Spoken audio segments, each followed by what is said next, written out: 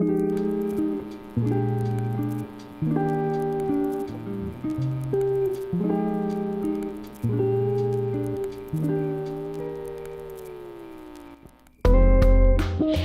친구s! Welcome back to our YouTube channel. Today we have a special content prepared just for you guys today. It's called After Hours, where we eat awesome food, talk about some juicy topics. So make sure to tune in and make sure to comment down below of what we should eat next in our next episode, and stay tuned.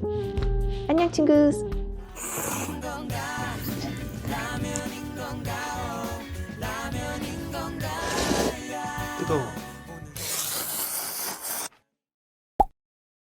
Alright guys, so many things happened in 2021 that we need to talk about, and like there's so many racism or Asian hate crimes, racism against Asians like going around, especially like on like media and everything, like so many cases. It's like, I feel like this never really was this popular, I guess, like trendy on media.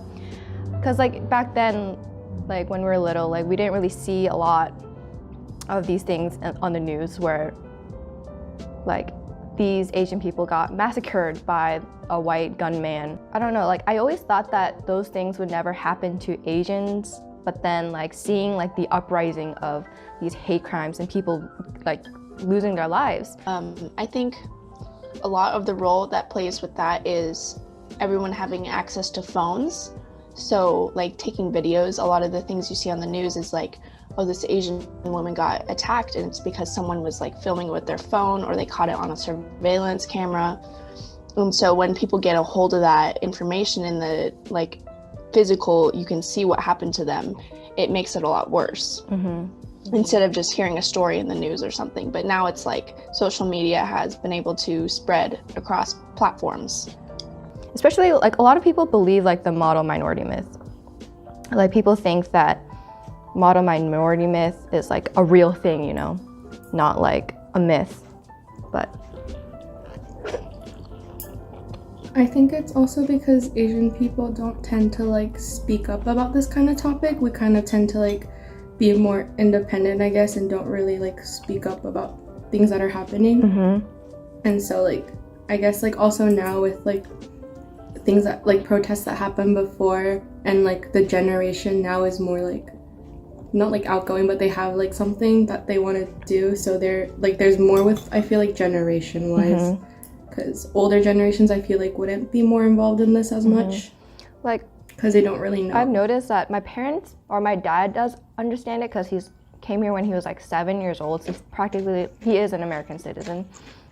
So he understands the fact of like the model minority myth and like just everything, like racism in America. But my mom, who came to the United States when she got married, she doesn't really understand the fact of model minority myth, and like she understands about like racism like in like as a broad term, but I guess like she doesn't really understand like the Asian American side of the story, if that makes sense. And so like because they don't know, because they come to this country without knowing those things, I feel like that's why not a lot of people or adults like talk about issues like this, which they should, but. For me, I know that like racism towards Asian has been really prominent, like it's been, but people don't really say anything about it because it's just like, oh, it's just Asian. Because I know like there's like the LA riots that happened in like the 80s or something in California, or K-Town in LA. And then there's also like people, yeah, I know that Asians have been like racist, or people have been racist towards Asians, but like people don't make it as big of a deal as it is as like Mexicans or like black people, because they don't see it as a problem, because they're just like, oh, there are a lot of Asians who are doing fine. And so that's where like right now it's become out of proportion, because there's like a big reason for people to like bring it up, which is like COVID. And so that's why people are getting a bit more like violent with it, even though there has been violence in the past. And so yeah, I agree. It's like I grew up with like the stereotypical terms where like, oh, you're Asian so you're smart, good at math, or oh, you have really small eyes, you know, those things. But like, I guess for me, I guess like I got used to it, or like I never got into the habit of speaking out about it. And so I think that's why like I'm so surprised, I guess, like that everything like right now that is happening is like on the news, on social media and everything. I guess I'll change the subject a little bit.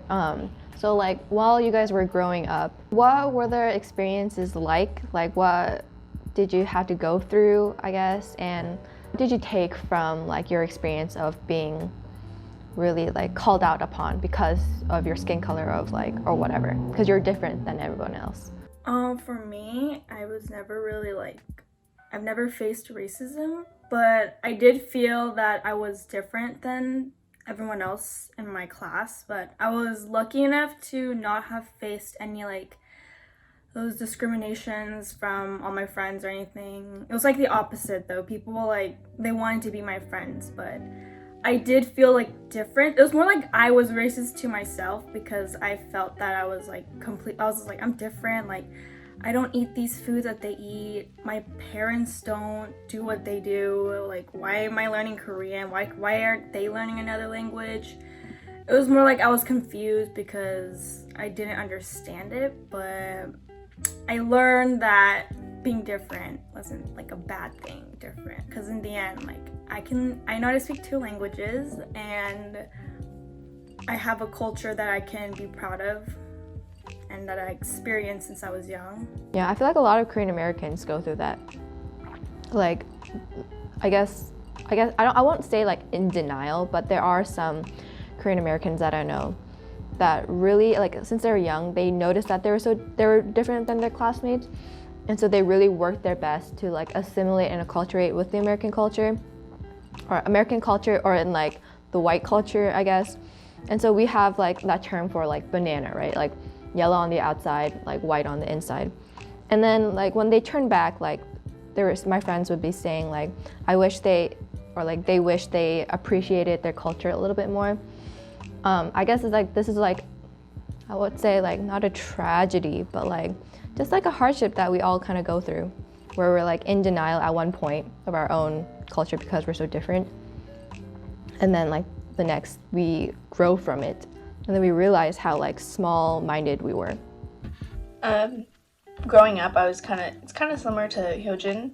I was never really like discriminated against or like bullied or anything like that, but there was one specific time I remember, and I was really young too, so I could have just like pushed all of that out of my mind, and someone could have said like, oh, why do you look like that? But it's obvious I'm not full Korean too, so people are like, oh, you don't really look that Asian. But I remember going to lunch, and in like kindergarten and elementary school, you all eat in this big cafeteria together, and my mom would pack me like spam musubi or kimchi and rice, and like all of the white other kids would be like, oh, like what is that? It stinks so bad. And I would feel bad eating the food that I enjoyed because like other people didn't like the smell of it. And today, like, kimchi doesn't smell like anything to me because I grew up eating it out of the jar with just my chopsticks, but I've definitely learned that I don't have to be ashamed to eat what I like in front of people. Like, if it smells bad, too bad, like, you should enjoy it too. But that was something that I remember, even from, like, being 5 or 6 years old, that stuck with me, is, like, people are going to judge you based off of your culture, no matter what, whether it's food or the way you dress or the way you look. Dang, I still haven't gotten over my trauma with like food smelling. I still pack like bagels. Like, I packed a bagel for my lunch for 2 years straight. Like, every single day it was a bagel, and so everyone always would be like, oh, you're eating bagel again. I'd be like, yeah, because if I eat my other food, y'all will call me out, and I hate being called out or like being put in the spot. Like, I hate being embarrassed, and so I would at one point it was like PB&J, but I got sick of that after a year. And then bagels, you don't get sick of it. I still love bagels to this day, but I had to eat that every day. Yeah, I had to eat that every day because I was so scared that like, because my mom, she once packed me like egg, like kind of like not scrambled egg, but like it was egg with like rice, not egg roll, but it was like kind of like scrambled eggs, but not really. And then just with rice, but like, you know, like egg when you store it in the storage, like in room temperature, and you take it out and it's just like that smell. Yeah, that happened to me once, and I got so embarrassed, and then I was just like, no, never again. So like any food that smells, I cannot bring it in front of a group of people because I just get so traumatized. It's like people like, I always remember this, like these two girls, like, so my elementary school, I basically had the same classmates from like kindergarten to like 5th grade basically. And there's always these two girls who would always like make fun of my lunch, where like, so there's these two girls that would make fun of my lunch, but then there'd be other people who want my lunch. So I wasn't really like embarrassed, but one of the times these two girls were like, I ate 𝗏𝗏𝗁, which is like small dried sardines. I guess it's called sardines in English, but it's not the one that you think of, like the fat ones where it's like put in a can. Anchovy? Oh, anchovies, yes, anchovies. Yeah, that's like the really small ones. And so like I would eat it, right, with rice, like how any kid would eat food, you know? And so I would eat it. And then this girl, she was like, Grace is eating small like fish. I was like, yes, that is facts, like that is true, right? Nothing's wrong from it. But then like she was saying it as if like this was like so exotic food, like why are you eating baby fishes, like. And then like this one girl's like, is that like baby frogs? I'm like, what? It was like tadpoles. And then they would just be like, Grace is eating fish, Grace is eating fish. Like back then I was just really like, because since I was called out on it and I was a very introverted, small built Asian girl, I was very like mortified. I was like, oh no, like is this bad? But then I never really thought of like I should stop eating it, but I just kept eating it. I just like, even though like they would make fun of me. But I guess, I don't know. I never really had that experience of like not liking my like Korean side, like Korean heritage and Korean culture. Rather, it was more of like, oh, I gotta work harder so that they would accept me as their equal. So I guess I lived up to that model minority myth. Like in kindergarten, like my first language was Korean, right? And so like, obviously I didn't know how to speak English. And so like, my teachers would act so differently towards me, like all throughout elementary school, no matter how hard I worked. And so I guess I was just in like a working mentality of, okay, I gotta get this stuff done so that I can get a compliment from my teacher so that I can be an equal to my peers, if that makes sense. So I guess I never really like hated on my like Korean side. Rather like, I just gotta work harder so that I can get accepted. I've never, like, I guess, experienced racism until, like, high school, maybe. Because, like, I grew up in, like, a city that's, like, majority, like, it's, like, very diverse. And there's a lot of, like, Koreans and Asian people.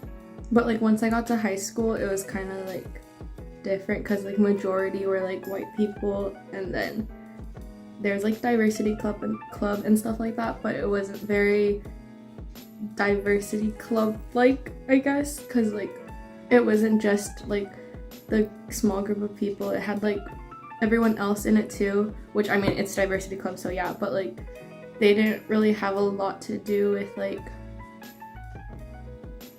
race and stuff like that, I guess. And like once I got to college, it's like I kind of experienced more with like racism and stuff like that now than I did before. But I think it's also because like when I was younger I didn't experience that, and like I'd never really thought of it, like I just thought like, oh, you're a girl, you're a boy, like we're all people kind of thing. And then now like other things influence what I think, and so I think that's why what happens to like a lot of people too, like influences, like things that where people get influenced really easily. That's why a lot of like things happen and stuff like that.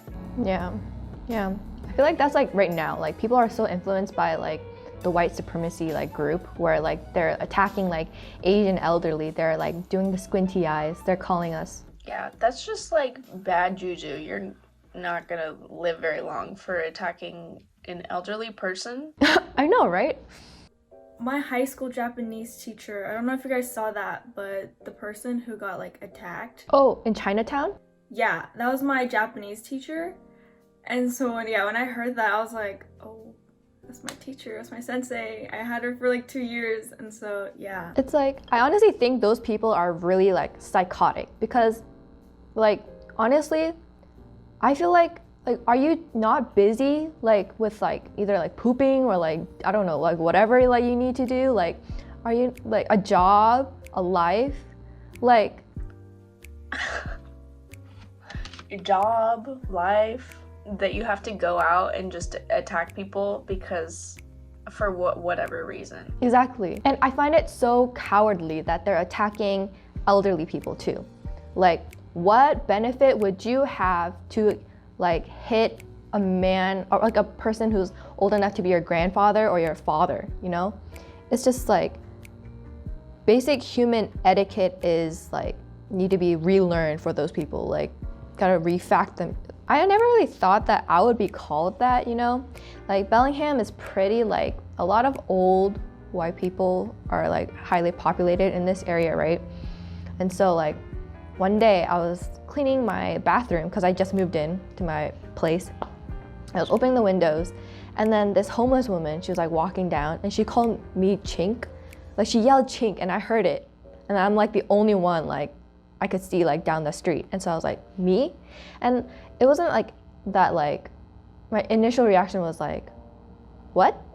You know, like I never been called that. I never like thought that that would happen to me, but honestly, like this can really like happen to anyone. They can be mistreated, looked down on, and everyone, like no matter like who you are, like based on your age or like your rank. That's like what I noticed, like with this high rates of like hate crimes and like racism against like Asians. That made my heart beat so fast. I got so scared. I can't imagine it because I've also never been like called names or anything or experienced racism. I only fear of experiencing it, not. It's like, it's genuinely like, at first you're like, what the heck? Is this really happening to me? Like, you're kind of in denial and then you kind of accept it and then you get mad that you accept it. Like, what the heck? Like, you're homeless. I shouldn't say that, but like. No, say it. If she's gonna make fun of you, you say that. No wonder you're on the streets. Like, you're homeless, like, it's just, I don't know, like, accepting, it's just, I guess, it's something that we think that it's natural, because, like, what else can we do? It's like that kind of mindset, because we never really talk about it, but we also, like, it's just, it's not a new thing, but at the same time, it is a new thing to Asian Americans of, like, racism. It's like a fight or flight response. Like, should I, like, not being an instigator, but like defend myself, or should I just kind of leave it go? And that's kind of what I think is more prominent with Asians, and we'll have to get better about like defending ourselves and speaking up too. I feel like we're like on a, like, it may seem like not on a good track, but I feel like we're getting somewhere, because not a lot of people, like young people right now, are like really advocating, you know, like stop Asian hate crimes and everything more than ever before, because our past generation, like our parents' generation, wasn't really like vocal about it too. And I feel like even though we're going through like bumpy like obstacles, like a bumpy road, I feel like we're slowly, like we're getting somewhere where it's like we're not going back, although it may seem like it's going back, but like I feel like we're kind of like on the right track of not only like spreading awareness, but I guess like fighting for our voice and yeah, using our voice. I think that's like the first step, I guess. Like we're on our first small itty bitty step.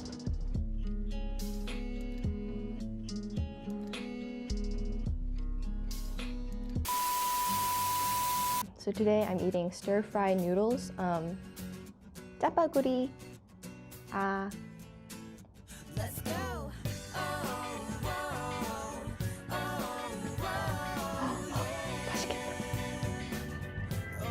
잘 먹겠습니다.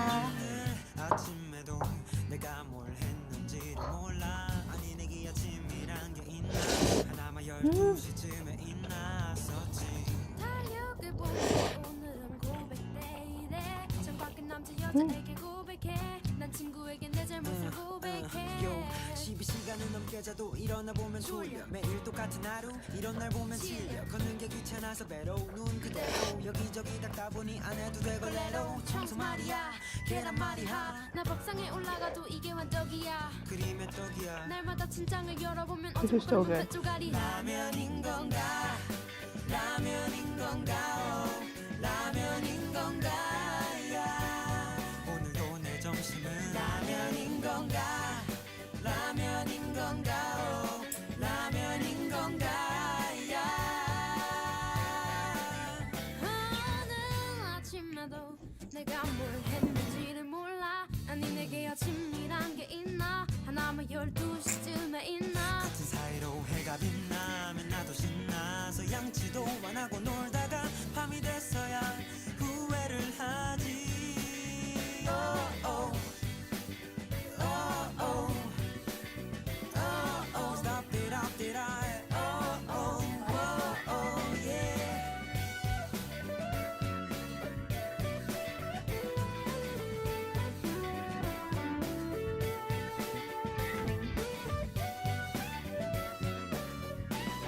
사실 내 맘은 이렇지 않은데 하고 싶은 것 많고 그곳에 몸을 담고 의미 있는 일본을 살고 싶어도 시간은 가는데 하루 종일 TV가 켜져 있어 그 속에는 웃음이 가득하지만 TV에 비추는 내 모습은 점점 비만이 돼가 나의 미래가 Being like 띵띵 불어버린 라면인 건가 라면인 건가 oh, 라면인 건가